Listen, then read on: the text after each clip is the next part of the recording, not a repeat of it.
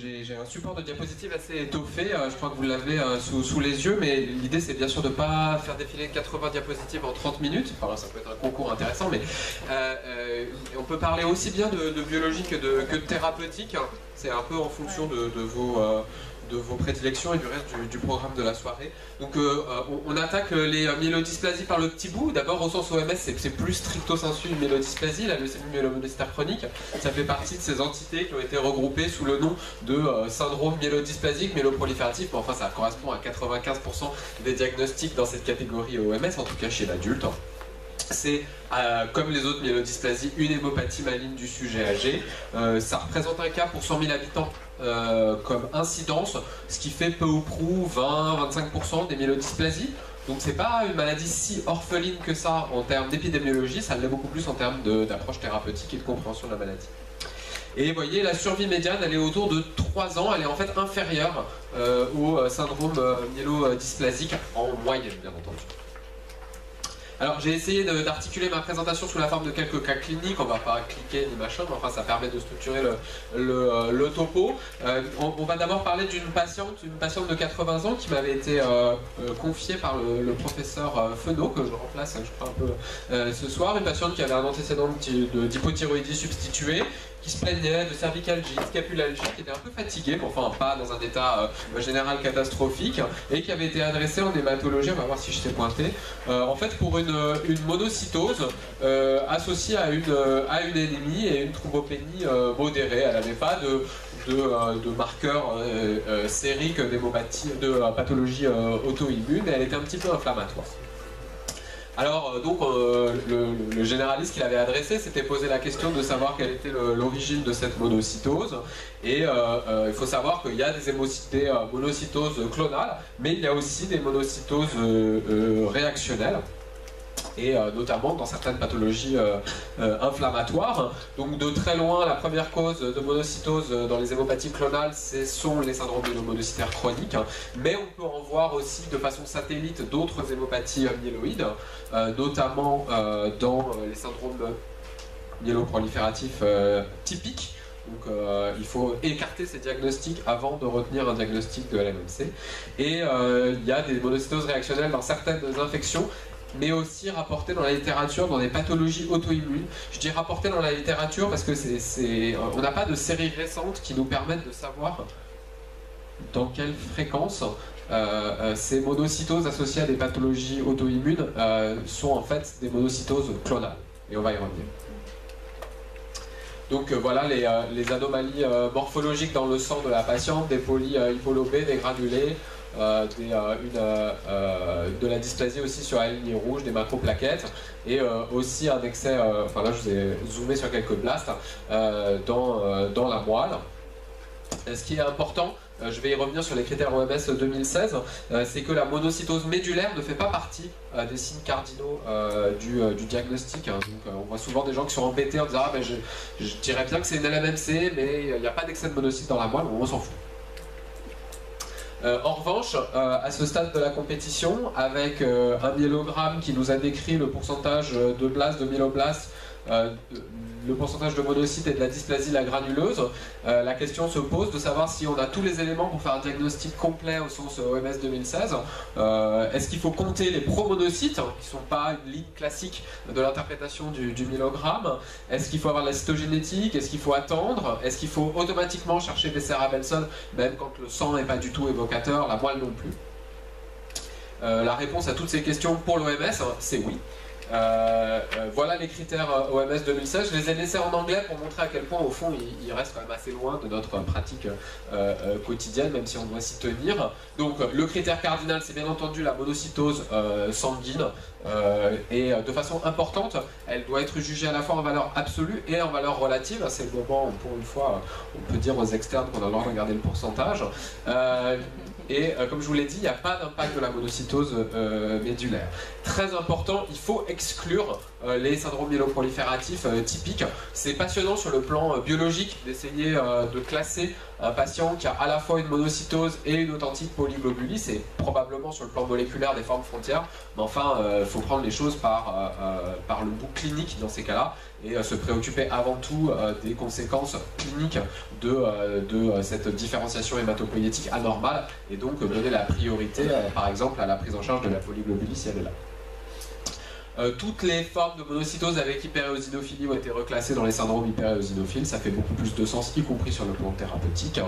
Ce qui est très important, et je vais y revenir, c'est qu'il faut être capable de compter les promonocytes dans le décompte des blastes. C'est un énorme casse-tête, et je suis assez curieux. On a là maintenant dans des essais cliniques, on va avoir une comparaison entre les relectures locales et les relectures centralisées, et on va voir à quel point c'est difficile de compter les blastes dans cette maladie. Donc je ne sais pas, moi je ne suis pas du tout morphologiste, je sais que c'est difficile, et j'attache plus de valeur à la répétition d'interprétation du myélogramme par un même morphologiste, même si c'est pas un cytologiste qui voit 50 LMMC par jour, évidemment, ceux-là ils existent que dans un essai clinique. J'attache plus d'intérêt à ça que à des évaluations médulaires relues par deux personnes différentes, parce que je sais qu'il va y avoir de la variation. Ce qui est important, c'est d'avoir des éléments de dysplasie ou de clonalité, et ce qui est important, c'est que maintenant on a le droit d'asseoir cette clonalité aussi sur de la biologie moléculaire et pas simplement sur la cytogénétique, ce qui est assez utile parce qu'en fait dans la plupart des cas les cytogénétiques sont normales. Donc évidemment la biologie moléculaire ça prend du temps, et donc l'OMS a pensé à nous et elle nous a dit en gros si au bout de 3 mois vous traînez une monocytose et vous n'avez pas d'explication, c'est une LMMC. Alors à Saint-Louis, le délai de rendu de la biologie moléculaire, je charrie un peu, mais c'est à peu près 3 mois. Donc voilà, au fond on a fait la biologie moléculaire, mais l'OMS nous aurait pu nous en dispenser. Et bien cette petite classification en fonction des blasts et dans le sang et dans la moelle, ça amuse les gens dans les analyses multivariées à cause justement des difficultés de reproductibilité dans le décompte des blasts. C'est un critère qui n'est pas extraordinaire. Donc voilà ces fameux promonocytes. Vous voyez qu'il y a vraiment un continuum entre le promonocyte, où le cytoplasme est un peu vacuolé, et le monoblaste et le monocyte dit immature. Je serais bien en peine de faire le distinguo moi-même. J'ai abordé un peu la question de l'exclusion des monocytoses réactionnelles. On peut l'exclure avec la cytogénétique, la biologie moléculaire, et je vais dire un mot de la cytométrie en flux, parce que voilà un test qui est potentiellement pas trop cher et dont le délai de rendu est quand même largement inférieur à 3 mois. Donc la cytogénétique, elle est normale dans 2 tiers des cas de LMMC. Les anomalies qu'on retrouve dans les LMMC sont absolument pas spécifiques. Hein. C'est les copains habituels des hémopathies myéloïdes, la trisomie 8, la délétion 7q. Les karyotypes complexes sont quand même sont classés dans les syndromes hyperéosinophiles.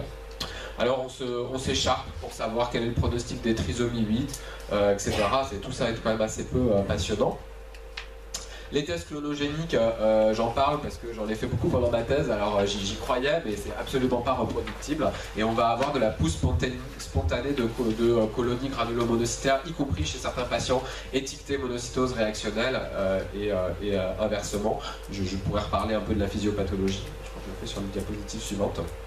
Donc il y a probablement des façons plus fines de regarder sur le plan fonctionnel le phénotype spécifique de la LMMC, qui a longtemps été décrit quasiment comme un copier-coller de la leucémie myélomonocytaire juvénile. J'ai vu que vous aviez eu récemment, il y a quelques mois, des actualités en pédiatrie. On vous a peut-être parlé de JMML.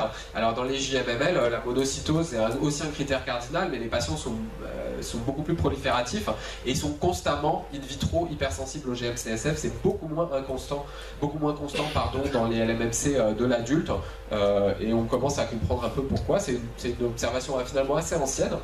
Ça c'est un article français qui a maintenant 20 ans, mais qui avait déjà tout dit, c'est-à-dire que des fois on trouve, des fois on ne trouve pas. Et maintenant on sait à peu près pourquoi.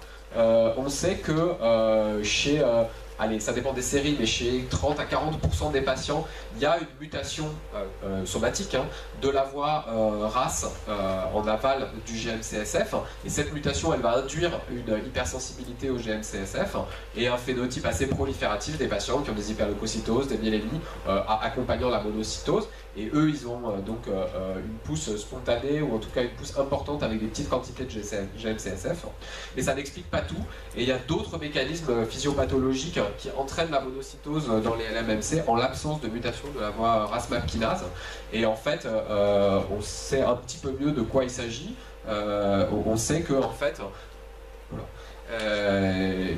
d'autres mutations, notamment dans des régulateurs épigénétiques, vont en fait moduler la façon dont la cellule souche hématopoïétique va choisir son lignage.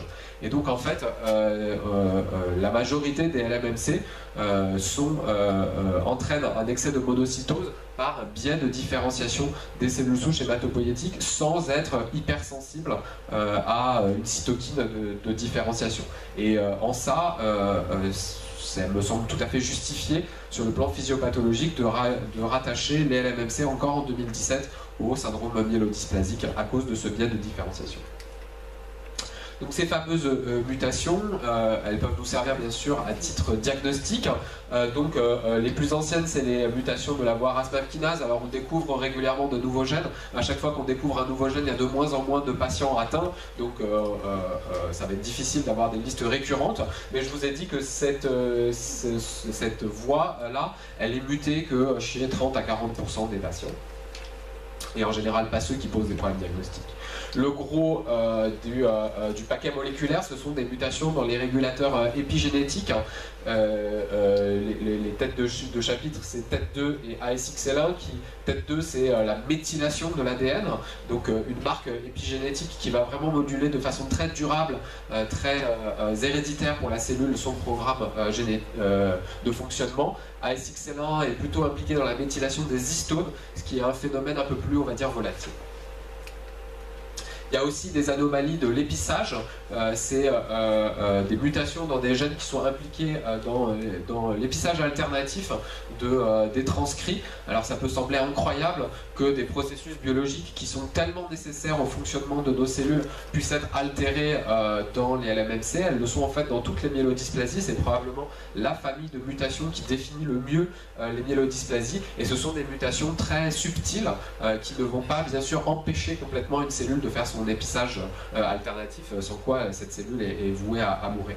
Et ce qui est très intéressant, on n'a pas le temps de développer aujourd'hui, mais c'est que ces anomalies de l'épissage qui sont retrouvées chez les 40 à 50% des LMMC et à peu près la même proportion dans les myélodysplasies, voire plus, ça induit aussi une vulnérabilité. Ces cellules, elles sont un tout petit peu plus sensibles aux perturbations de l'épissage. Il y a des molécules qui sont actuellement en phase 1 qui font ça et qui peut-être vont ouvrir la voie à des thérapeutiques ciblées sur des mécanismes moléculaires qui nous semblent aussi difficiles à cibler que l'épissage alternatif. Donc pour les LMMC, il n'y a pas d'anomalie stricto sensu spécifique, on n'a pas le JAK2 V617F de la LMMC, c'est tout bad. Il y a une combinatoire préférentielle, TET2 SRSF2, mais aujourd'hui c'est pas suffisamment spécifique pour en faire un critère diagnostique. Et il faut faire très attention parce que au fur et à mesure qu'on va se mettre à séquencer tout et n'importe qui, on va de plus en plus être confronté au diagnostic différentiel sur le plan moléculaire entre une hémopathie myéloïde clonale et ce qu'on appelle les hématopoïèses clonales liées à l'âge, puisqu'on a la chance dans le myéloïde d'avoir enfin notre MGUS pour pouvoir rallonger nos consultations, on est très content. Il faut se méfier, les hématopoïèses clonales liées à l'âge, c'est des personnes, comme leur nom l'indique, âgées, c'est 10% des personnes au-delà de l'âge de 80 ans, mais ça peut être 1% à l'âge de 60-70 ans, et c'est des personnes, sur leur profil moléculaire, elles vont avoir qu'une seule anomalie moléculaire.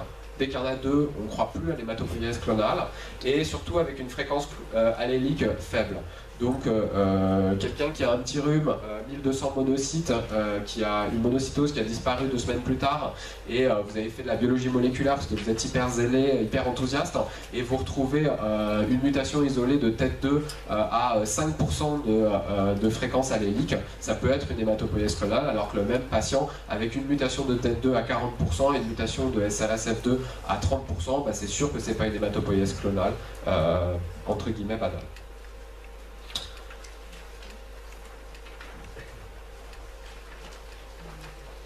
s'en fiche un petit peu de tout ça. Ce qui est important, je trouve, enfin, ce qui est vraiment très utile au quotidien, c'est le développement de tests cytométriques qui offrent une sensibilité, une spécificité vraiment intéressante et qui, sur le plan médico-économique, sont aussi pertinents. En fait, c'est une postdoctorante du laboratoire d'Eric Solari à Gustave Roussy qui s'est tout simplement posé une question finalement stupide, qui est de dire on connaît les monocytes, on sait qu'il y a différents types de monocytes dans le sang des sujets sains, et des monocytes qu'on dit un peu classiques, et des monocytes qui sont inflammatoires, qui sont primés pour aller extravaser dans les tissus en cas de stimulus inflammatoire. Quid de la répartition de ces sous-types monocytaires dans la LMMC? En fait, elle est très profondément altérée, tellement bien altérée que ça en devient un critère diagnostique.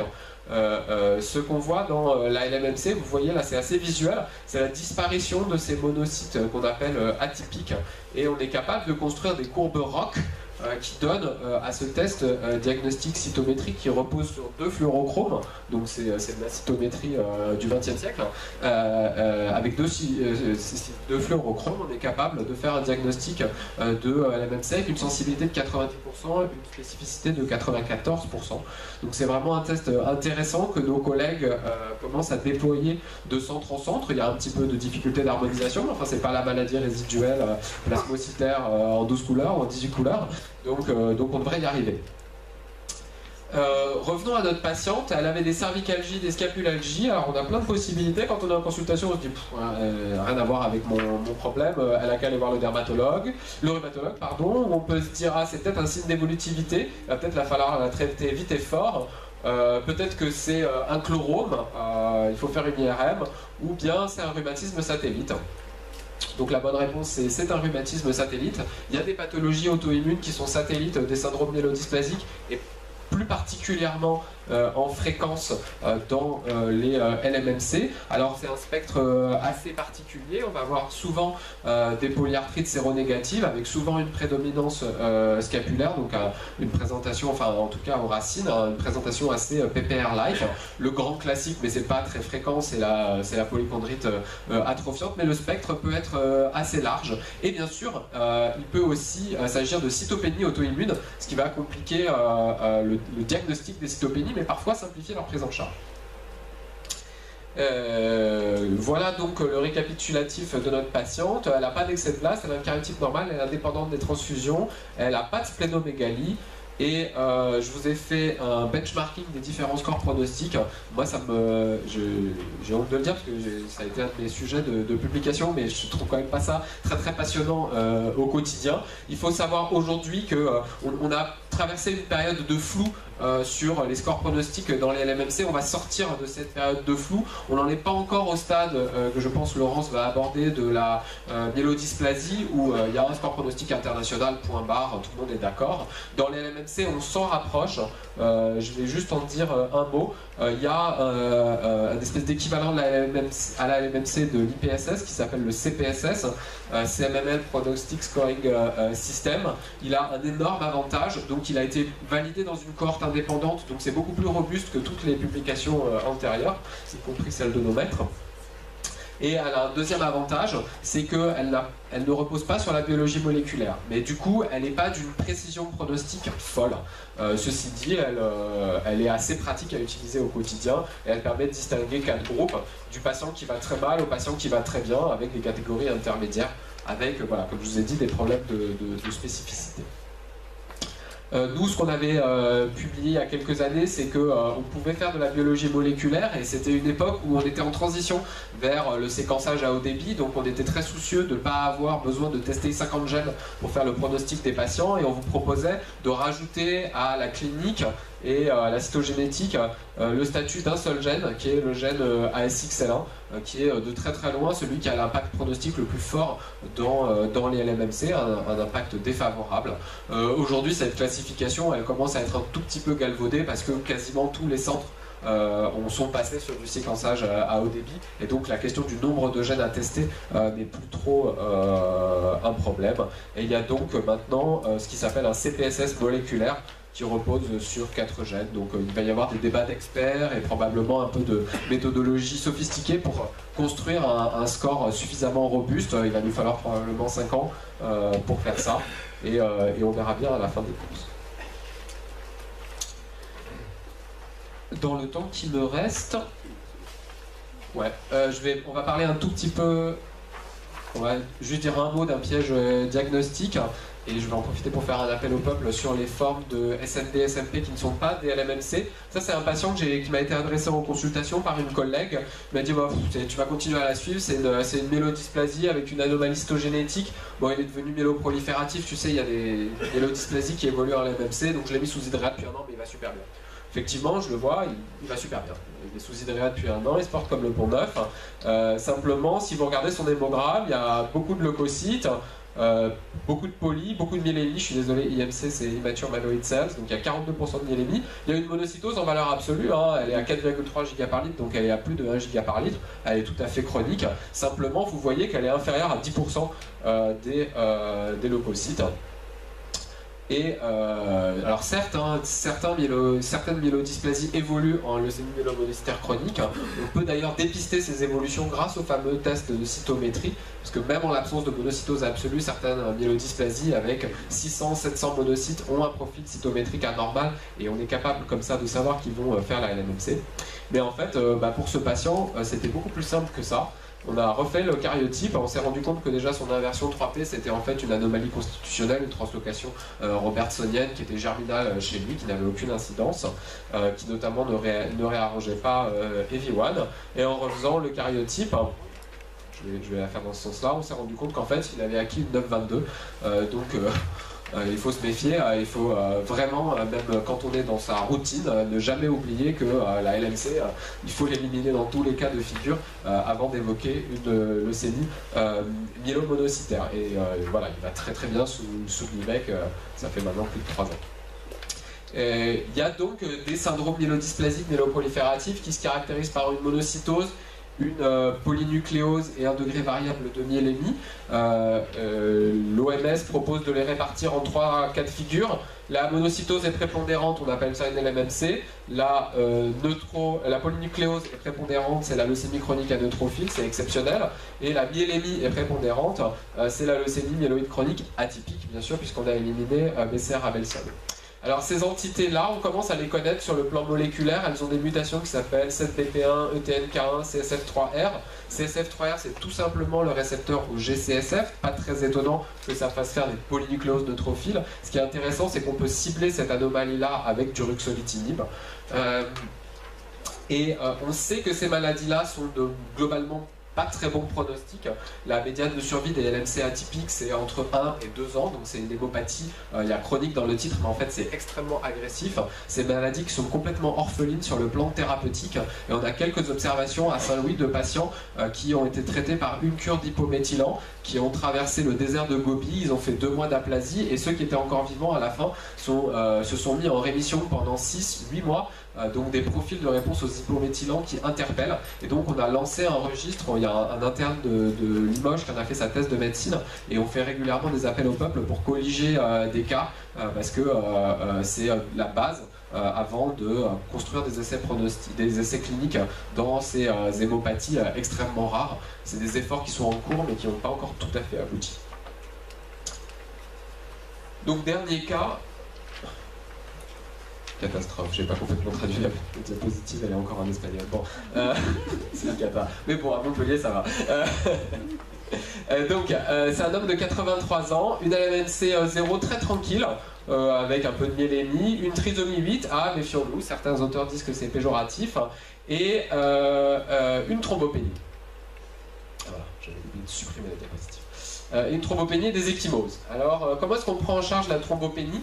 Alors d'abord, le professeur Schwed n'est pas là, mais il faut savoir qu'il n'y a pas que l'hématologie cellulaire dans la vie, et en l'occurrence, les patients avec des LMMC sont souvent thrombopathes. Ça fait partie des choses qu'on sait, sans qu'il y ait de publications très solides sur le pourquoi et la fréquence de cette thrombopathie, mais ne vous étonnez pas si vous voyez une discordance, en dehors du purpurate Bateman, entre la manifestation hémorragique chez votre patient et son taux de plaquettes, pas exceptionnel, qui saigne à 30 000 plaquettes. Et il y a aussi souvent une part de thrombopénie périphérique à cause de ces fameuses hémopathies auto-immunes satellites. Et alors nous à Saint-Louis, on a la demi-vie de plaquettes assez facile parce qu'on aime bien les documenter. Bien sûr, chez les patients qui ont 10 000 plaquettes, c'est totalement impossible, mais ça peut être intéressant pour documenter. Et c'est pas rare qu'on propose un traitement d'épreuve aux corticoïdes à des patients, d'autant que contrairement aux myélodysplasies, ils sont jamais neutropéniques, donc le risque infectieux est quand même assez modéré.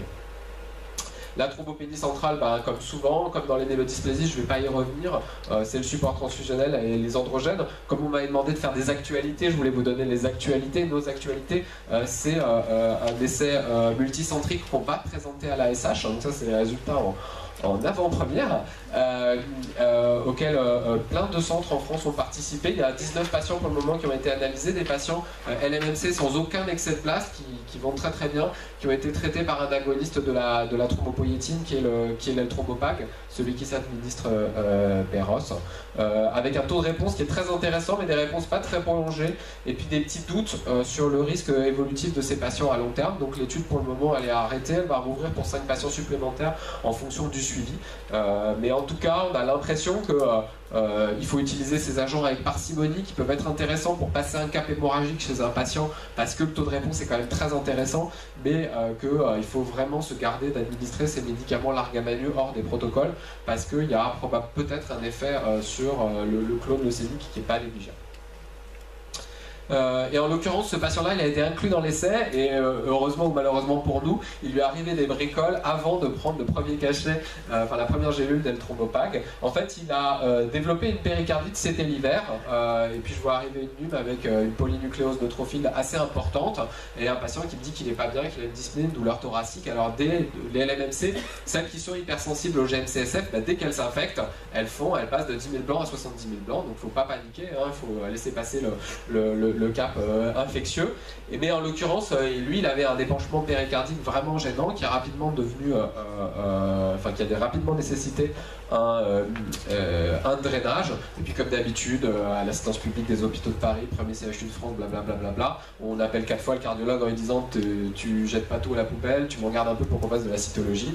Et vous avez compris que je n'ai jamais su ce qu'il y avait dans cette équipe péricardique. Il a été fenêtré, mais enfin, il y avait une progression de la blastose médulaire. Donc, on a considéré que la péricardique était spécifique. Donc je vous rappelle que c'est des patients qui peuvent développer des localisations extramédulaires, la splénomégalie de très loin la plus fréquente, mais ils peuvent faire des épanchements pleuro-péricardiques, ils peuvent avoir des lésions cutanées pour les plus fréquentes, et puis il peut y avoir des choses plus rares. À ce moment-là, on était dans une situation difficile, on pouvait lui proposer de l'hydroxyurée, de la racine à faible dose, un agent hypométhylant, du ruxolitinib, ou pas grand-chose. Je vais dire un mot, en 3 minutes, des thérapies ciblées. Donc on a dit qu'il y avait chez 40% des patients à peu près une activation de la voie du GM-CSF, notamment des RAS-MAP kinases. Est-ce qu'aujourd'hui on a des possibilités thérapeutiques pour ces patients? Ça vient tout doucement. On peut imaginer bloquer le récepteur du GM-CSF, on n'y est pas encore tout à fait. On peut imaginer bloquer la voie PI3 kinase. On aurait bien aimé pouvoir tester des inhibiteurs de PI3 kinase, mais pour le moment les laboratoires sont assez frileux pour nous le confier dans une maladie qui n'est pas assez bankable, je pense, à leurs yeux. Et il y a des résultats sur le ruxolitinib qui vont être présentés à l'ASH avec, comme d'habitude, un titre extrêmement alléchant et un taux de réponse qui est peut-être de combinaison avec des inhibiteurs de MEK. Voilà les résultats qui ont été présentés. Donc je crois que le titre c'est Promising Results, et sur 49%, sur 49 patients, il y a quelques patients qui ont réduit la taille de leur rate, mais il n'y a quasiment aucune réponse objective. L'azacitidine, donc magie des AMM, aujourd'hui c'est la seule AMM dans les LMMC qui sont non prolifératives, donc moins de 13 000 blancs, et qui ont plus de 10% de blast sur la foi de cet essai, dont je pense Laurence va largement reparler. En fait c'est un essai myélodysplasie, vous voyez qu'il y avait 11 malades là et 5 malades là, mais c'est pas grave, évidemment le label de la drogue s'étend au LMMC. La seule étude randomisée dédiée au LMMC aujourd'hui publiée dans le monde, elle est française, Cocorico, en revanche elle a 20 ans. C'est un essai hydroxyurée versus Celltop mal dosé dans les formes prolifératives de la maladie qui nous montre que l'hydréa c'est très bien chez les patients qui sont prolifératifs. C'est quand même globalement bien toléré sur le plan muqueux, mais ça, a priori ça ne transforme absolument pas le pronostic de ces patients. Les chimiothérapies à faible dose, je ne vais pas en dire grand-chose. La chimiothérapie intensive, c'est vraiment quelque chose à éviter dans les LMMC. N'y répondent que les cytogénétiques normales et le taux de RC est celui qu'on attend d'une myélodysplasie avec la durée de RC qui va avec. Donc en général, c'est beaucoup de souffrance pour une rechute assez rapide. Les agents hypométhylants, donc à la suite de l'expérience, enfin de l'essai randomisé myélodysplasie, il y a eu plein d'études rétrospectives ou d'études prospectives de phase 1-2. Nous, on avait conduit une étude sur la décitabine en se disant que c'était un agent qui était un petit peu plus myélotoxique, que ça pourrait être intéressant dans les formes myéloprolifératives de la maladie. Et ça l'était dans cet essai de phase 2 où c'était vraiment des patients qui avaient des critères de mauvais pronostic avec des taux de réponse qui n'étaient pas inintéressants. En gros, j'ai fait une espèce de méta-analyse un peu sauvage pour participer aux recommandations européennes. Vous voyez que le taux de réponse global il est autour de 50% avec 25% de taux de rémission complète, donc à peu près ce qu'on attend des hypométhylants dans les myélodysplasies. Ce qui est intéressant, mais qu'on ne pourra jamais démontrer formellement, c'est qu'il y a l'air effectivement d'y avoir un petit parfum de de taux de réponse plus élevé avec la décitabine que l'azacitidine. C'est deux études qui disent ça, une étude américaine et une étude française qu'on va présenter à l'ASH, sur lesquelles on a utilisé des modèles statistiques pour essayer de limiter les biais dans les comparaisons de deux populations qui n'ont pas du tout été randomisées.